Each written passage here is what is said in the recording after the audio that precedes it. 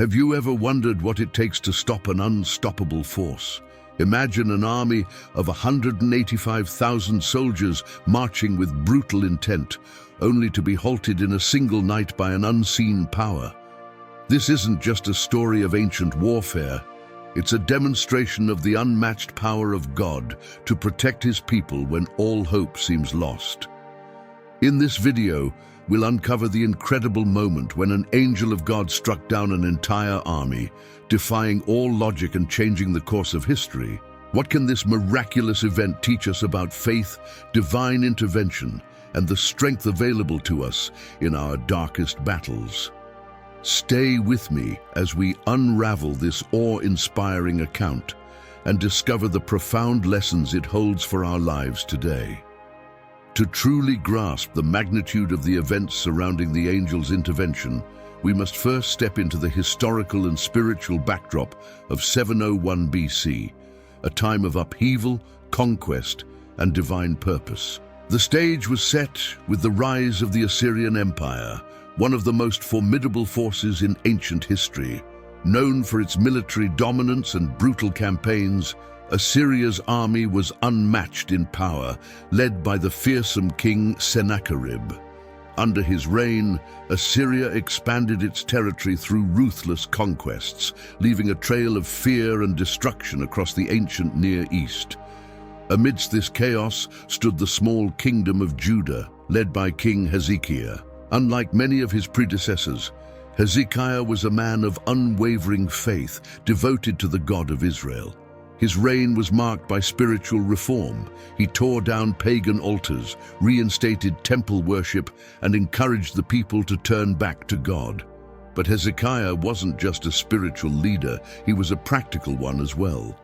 As the threat of Assyrian invasion loomed, he took decisive action to prepare Jerusalem for the siege. One of Hezekiah's most remarkable achievements was the construction of the Siloam Tunnel, a sophisticated engineering feat that ensured a continuous water supply to the city during times of war. This tunnel, carved through solid rock, stands to this day as a testament to his foresight and determination. Yet for all his strategic preparations, Hezekiah knew that no human effort could guarantee Jerusalem's survival against the overwhelming might of the Assyrian army. As the Assyrians closed in, Hezekiah faced an impossible choice: surrender to Sennacherib or place his trust entirely in God. This moment of crisis revealed the heart of Hezekiah's leadership. Rather than capitulate to fear, he turned to prayer and sought guidance from the prophet Isaiah. This reliance on God set the stage for one of the most dramatic acts of divine intervention in history. Meanwhile, Sennacherib approached Jerusalem with confidence. His previous campaigns had been swift and decisive, and he had already conquered much of Judah. To him, Jerusalem was just another city to be added to his list of victories. The Assyrian army surrounded the city, cutting off supplies and applying psychological pressure on its inhabitants. Sennacherib's intention was clear: to instill fear, break their spirits, and force their surrender without even raising a sword. The spiritual stakes were as high as the political ones. Sennacherib's arrogance extended beyond mere military ambition. He openly mocked the God of Israel, questioning his ability to save Jerusalem. This blasphemy would not go unanswered. In the eyes of the Assyrians, Judah was a minor kingdom, and its God was no match for the power of their empire. But in reality, this was a direct challenge to the sovereignty of the one true God. The tension had reached its peak. Jerusalem was surrounded, outnumbered, and facing imminent destruction. Yet within the city walls, Hezekiah held fast to his faith, trusting that the God of Abraham, Isaac, and Jacob would not abandon his people. It was in this moment of desperation and unwavering belief that God prepared to act in a way that would leave no doubt about his power and authority.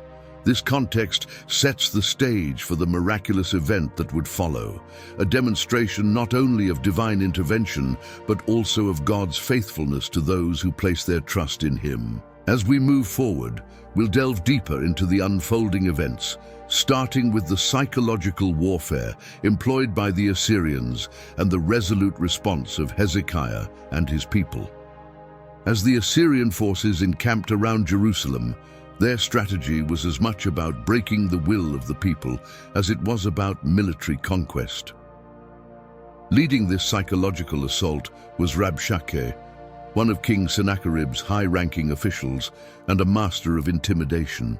Standing outside the city walls, he delivered a speech designed to sow doubt, fear, and division among the inhabitants of Jerusalem. Rabshakeh's words were carefully crafted to undermine their faith in God and their confidence in Hezekiah's leadership. Speaking in Hebrew, the language of the people, he ensured that every citizen could hear and understand his threats.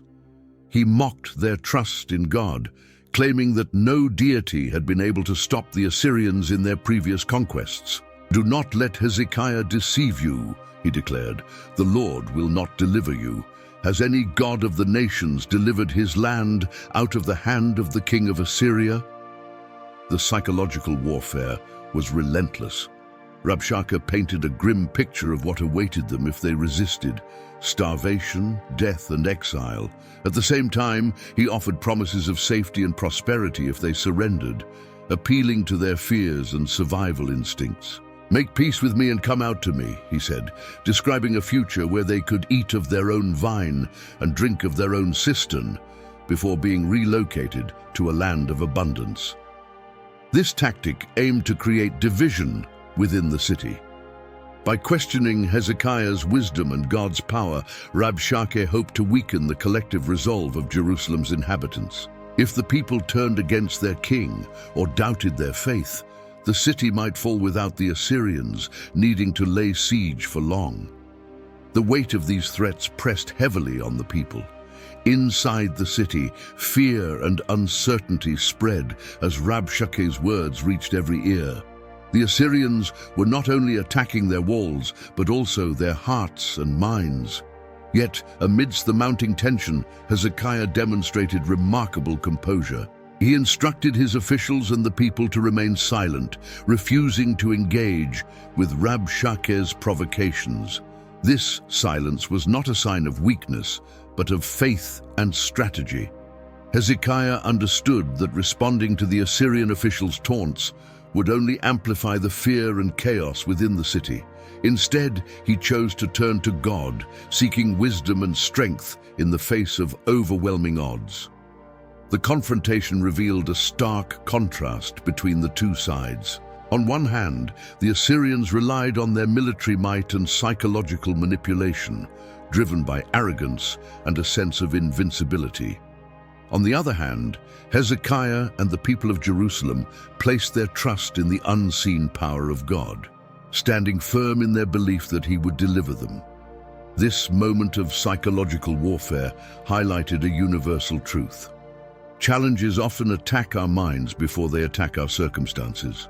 Rabshakeh's words were intended to erode the faith and unity of Jerusalem's people, exploiting their fears to gain the upper hand. But Hezekiah's unwavering trust in God served as a shield, protecting the city from despair. Faced with a crisis that would have shattered even the strongest leaders, Hezekiah chose to respond in a way that revealed the depth of his faith and wisdom. While Rabshakeh's words reverberated through the city, spreading fear and doubt, Hezekiah didn't give in to panic or impulsive decisions. Instead, he turned immediately to the only source of true power, God. Hezekiah entered the temple of the Lord, a physical and spiritual act of surrender and trust. There, in the presence of God, he laid out the threats of the Assyrians, presenting them as a direct challenge to God's sovereignty. Hezekiah's prayer was raw and heartfelt, reflecting his complete reliance on the divine. "O Lord our God, deliver us from his hand, so that all the kingdoms of the earth may know that you alone, O Lord our God," he pleaded. This prayer was not just a cry for help, it was a declaration of faith. Hezekiah didn't ask for deliverance solely to save Jerusalem, but to glorify God's name among the nations. His humility and focus on God's glory set a profound example of how to approach crises, not with a demand for personal gain, but with a heart aligned to God's greater purpose. In response to Hezekiah's prayer, God sent a message through the prophet Isaiah. Isaiah had been a spiritual guide for Hezekiah throughout his reign, and now, in the face of this monumental threat, his words brought reassurance and hope. Isaiah declared that Sennacherib would not even set foot in Jerusalem. "He will not enter this city or shoot an arrow here," Isaiah prophesied. "I will defend this city and save it, for my sake and for the sake of David, my servant." The prophecy was bold, especially given the dire circumstances. The Assyrians were known for their unmatched military prowess, and their army vastly outnumbered Jerusalem's defenses. Yet Isaiah's words carried the authority of God himself, assuring Hezekiah and the people that their deliverance was not only possible, but certain. This moment of divine reassurance was a turning point for Jerusalem. Hezekiah's faith and prayer had set the stage for God's intervention, and the prophecy confirmed that God had heard their cries. But Isaiah's prophecy also highlighted an important aspect of God's character. His actions are driven by his own glory and faithfulness. By saving Jerusalem, God would demonstrate his power and reaffirm his covenant with David. Inside the city walls, Hezekiah communicated Isaiah's words to the people, strengthening their resolve and renewing their trust in God. The city, once trembling with fear, now found itself anchored in hope. The contrast between their situation and their faith was stark. They were surrounded, outnumbered, and seemingly defenseless, yet they believed in a victory that had not yet come. This faith wasn't passive. While waiting on God's deliverance, Hezekiah continued to take practical steps to protect the city, ensuring the defenses remained strong and the people were prepared. He understood that trusting in God didn't mean abandoning action. It meant aligning their efforts with divine will. The Assyrians, meanwhile, remained oblivious to the power they were about to face. Sennacherib, consumed by his own arrogance, believed that his victory over Jerusalem was inevitable. He had no regard for the God of Israel, seeing him as no different from the powerless idols of the other nations he had conquered. His blasphemy and pride blinded him to the reality of what was coming. As night fell and the city prepared for another day of siege, there was a sense of calm within Jerusalem's walls that defied their circumstances. Hezekiah's prayer, Isaiah's prophecy, and the people's faith had created an atmosphere of expectation. They had no idea how God would act, but they believed he would. The night of Jerusalem's deliverance was unlike any other in the city's history. As the Assyrian army, numbering 185,000 soldiers, encamped outside the city walls, their confidence was unshaken. Sennacherib's forces had brought countless nations to their knees, and to them, Jerusalem was just another target. Little did they know that this would be their last night alive. Without the sound of a single arrow released from Jerusalem's walls, or the clash of swords in battle, something extraordinary happened.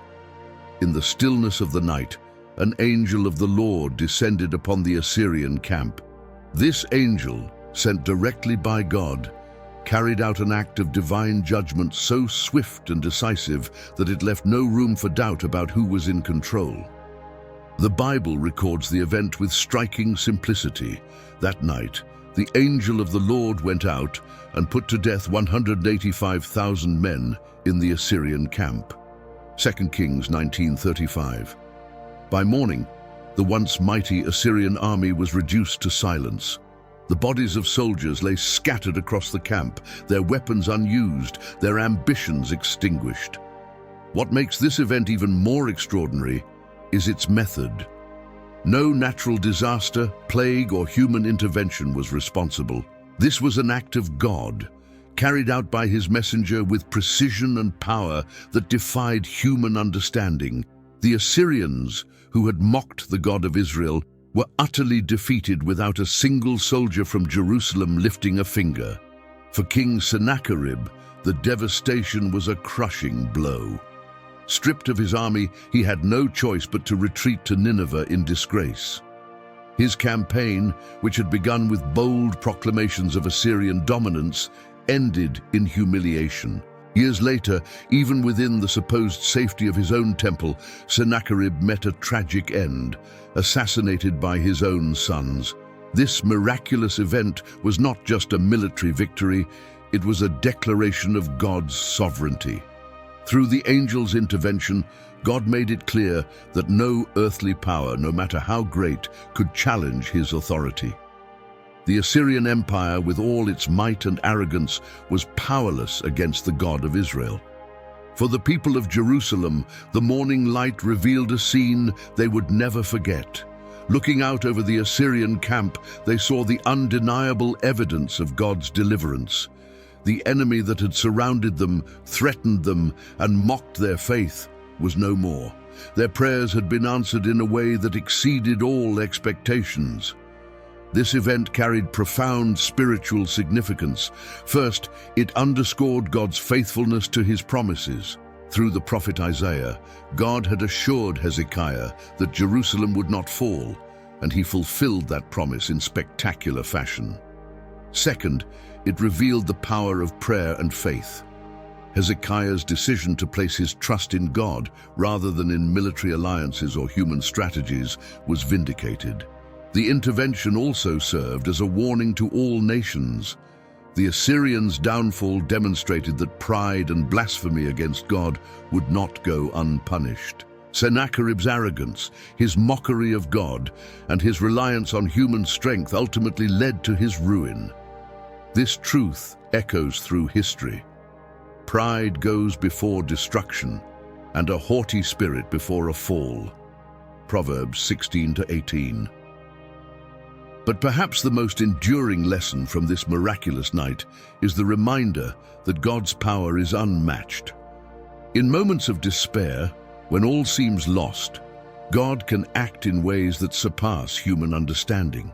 He does not always intervene in such dramatic fashion, but his ability to deliver his people remains constant. The miracle also carried a message for future generations. The story of the angel's intervention became a testament to God's ability to protect and save. It reminded Israel that their strength did not lie in their armies or their fortifications, but in their relationship with God. This truth would sustain them through future trials and challenges. For modern readers, the event offers a powerful message of hope and assurance. Just as God delivered Jerusalem from the Assyrians, he is capable of delivering us from the challenges that surround us today. Whether we face personal struggles, spiritual battles, or overwhelming odds, the same God who sent his angel to save Jerusalem is present and active in our lives. The scale of this miracle also invites us to reflect on the nature of God's intervention. It reminds us that God acts according to his will and for his glory. While we may not always understand his methods or timing, we can trust that his plans are perfect. The destruction of the Assyrian army was not only a deliverance for Jerusalem, but also a declaration of God's ultimate authority over the nations. As the sun rose over Jerusalem that morning, it shone on a city that had been saved not by its walls or weapons, but by the hand of God. The story of that night became a cornerstone of faith for the people, a vivid reminder of God's power, faithfulness, and love for those who trust in him. The story of the angel's intervention is one of the most extraordinary accounts in the Bible. And while it stands as a testament of faith, there are also fascinating historical and archaeological findings that corroborate elements of this event. These discoveries provide a tangible connection to the biblical narrative, enriching our understanding of what happened during the Assyrian siege of Jerusalem. One of the most compelling artifacts is the Sennacherib Prism, a six-sided clay document found in Nineveh, the Assyrian capital.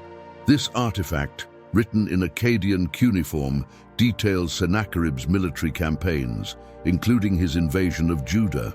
It mentions his conquest of 46 fortified cities and his siege of Jerusalem, boasting that Hezekiah was shut up like a bird in a cage. However, notably absent from the prism is any mention of Sennacherib conquering Jerusalem or achieving victory there. This omission is striking, given the Assyrians' tendency to document their successes in great detail. The silence on Jerusalem's fall aligns with the biblical account that the city was miraculously spared. Another key piece of evidence is Hezekiah's tunnel, an engineering marvel carved through nearly 1,750 feet of solid rock to secure water for Jerusalem during the siege. The tunnel redirected water from the Gihon spring into the city, ensuring that its inhabitants would have a steady supply even while under siege. The tunnel is mentioned in the Bible, 2 Kings 20:20, and remains a physical testament to Hezekiah's leadership and preparation. Visitors to Jerusalem can walk through this ancient structure today, experiencing firsthand a piece of history tied to the biblical narrative. The inscription within the tunnel, discovered in the late 19th century, further supports the biblical account. Known as the Siloam inscription, it describes the construction process and the meeting of two teams of diggers who worked simultaneously from opposite ends. This evidence demonstrates Hezekiah's foresight in preparing Jerusalem for what seemed like an inevitable attack. Additionally, ancient Assyrian reliefs and chronicles vividly depict the brutality and power of Sennacherib's army, showcasing their victories over other nations. These artifacts confirm the might of the Assyrians and emphasize the odds that Jerusalem faced during the siege. The absence of Jerusalem's conquest in these records further strengthens the claim that something extraordinary prevented Sennacherib from claiming victory over the city. Greek historian Herodotus also provides an intriguing external account of the Assyrian army's sudden downfall. Writing centuries later, he mentions that a plague struck the Assyrian forces during a campaign in Egypt. While Herodotus does not directly connect this event to the biblical narrative, his description of a mysterious disaster aligns with the possibility of divine intervention. Some scholars suggest that a natural explanation, such as disease, could be linked to the angel's actions, blending historical and supernatural perspectives. Critics and skeptics often seek alternative explanations for the event, ranging from outbreaks of illness to internal mutiny within the Assyrian camp. However, these theories fail to account for the precision and immediacy described in the Bible. The account of 185,000 soldiers perishing overnight points to a deliberate and decisive act, one that fits the description of divine judgment. The convergence of biblical text, historical artifacts, and archaeological discoveries paints a compelling picture. While the prism and tunnel provide concrete evidence of the siege, the absence of Jerusalem's fall in Assyrian records hints at an intervention that defied their expectations and abilities. Beyond the physical evidence, the story's survival across generations also attests to its impact. The miraculous deliverance of Jerusalem became a cornerstone of faith, celebrated in psalms and teachings that reinforced God's sovereignty and care for his people. The historical and archaeological findings serve not to replace faith, but to complement it, offering believers a deeper appreciation of the events recorded in Scripture. The story of Jerusalem's deliverance is not merely a tale of military strategy or divine intervention. It is a powerful reminder of God's faithfulness and ability to protect his people against overwhelming odds. These artifacts and records bridge the gap between history and faith, providing a tangible connection to a moment when heaven and earth collided. The miraculous defeat of the Assyrian army outside Jerusalem is more than a historical or supernatural event. It offers profound spiritual and practical lessons for modern readers. These lessons transcend time, showing how God's intervention in moments of great need reveals his character, his promises, and his relationship with his people. One of the most striking lessons from this event is God's sovereignty over all earthly powers. The Assyrian Empire was the dominant superpower of its time, with a reputation for unmatched military strength and merciless conquest. Yet, despite their might, they were no match for the will of God. This truth serves as a reminder that no matter how insurmountable a challenge may seem, God's authority is ultimate. He remains in control, even when the odds appear stacked against his people. Another key takeaway is the power of prayer and faith. Hezekiah's first response to the Assyrian threat was not to panic or rely solely on human strategies, but to turn to God in prayer. He laid the situation before the Lord, fully trusting in his ability to deliver. This act of surrender is a powerful example for believers facing their own crises. Prayer is not merely a last resort, it is the most effective first step in confronting the challenges of life. Hezekiah's faith demonstrates that when we bring our fears and problems to God, we invite his power into our circumstances. The story also highlights the importance of active faith. While Hezekiah trusted in God, he didn't sit idly by. He took practical steps to prepare Jerusalem for the siege, such as fortifying the city and constructing the Siloam tunnel. This balance between spiritual reliance and practical action illustrates how believers are called to trust God while also doing their part. Faith is not passive. It requires aligning our actions with God's will and wisdom. A profound lesson embedded in this narrative is the danger of pride and arrogance. Sennacherib's downfall was rooted in his blasphemous challenge to God's power. He believed his own might was unassailable, openly mocking the God of Israel and boasting of his previous conquests. This arrogance blinded him to the reality of divine justice. Proverbs 16:18 warns, "Pride goes before destruction, and a haughty spirit before a fall." Sennacherib's fate serves as a cautionary tale for anyone who places their confidence in earthly power or disregards the sovereignty of God. The narrative also teaches us about God's faithfulness to his promises. Through the prophet Isaiah, God assured Hezekiah that Jerusalem would be spared, and he fulfilled that promise in a way that left no doubt about his involvement. This reminds us that God's word is trustworthy, even when circumstances make it difficult to believe. His timing and methods may not align with our expectations, but his faithfulness never wavers. On a personal level, the story invites reflection on the challenges that surround us today. Just as Jerusalem was encircled by an overwhelming enemy, many of us face battles that feel insurmountable. Whether they are financial struggles, health crises, broken relationships, or spiritual doubts. The story of Hezekiah and the angel's intervention reassures us that God is not distant or indifferent.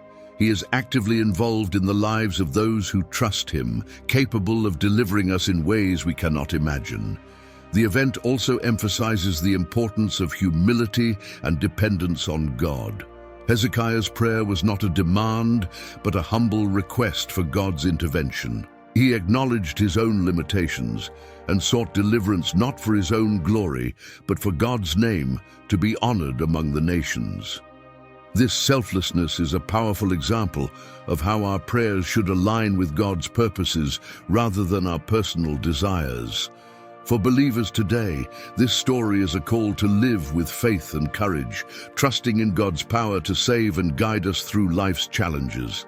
It is a reminder that no situation is beyond his control, and that his love and care for his people are unchanging.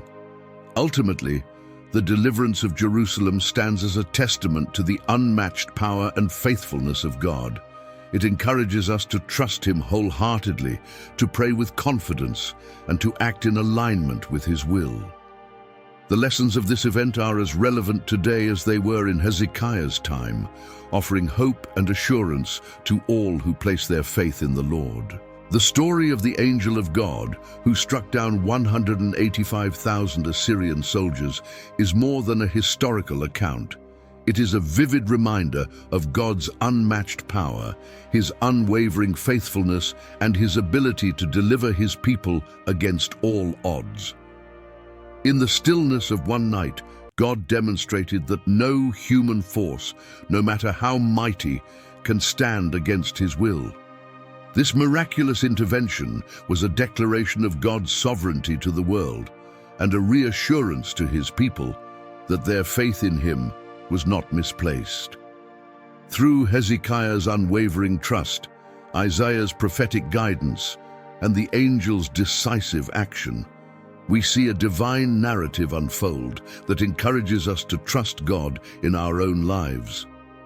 What challenges surround you today? What enemies threaten your peace, your faith, or your future? Just as God delivered Jerusalem from the Assyrian army, he is able to deliver you from the battles you face.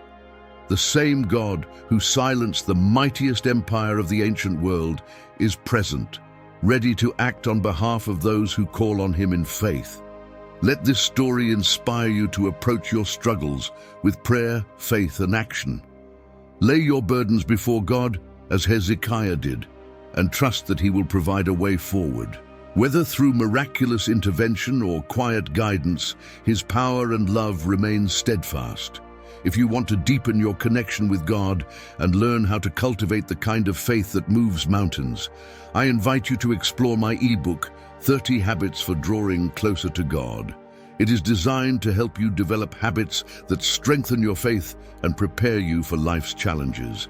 The story of Hezekiah and the angel reminds us that no situation is too dire, no enemy too powerful for God to intervene. As you reflect on this incredible event, may it strengthen your faith, inspire your prayers, and renew your confidence in the God who saves.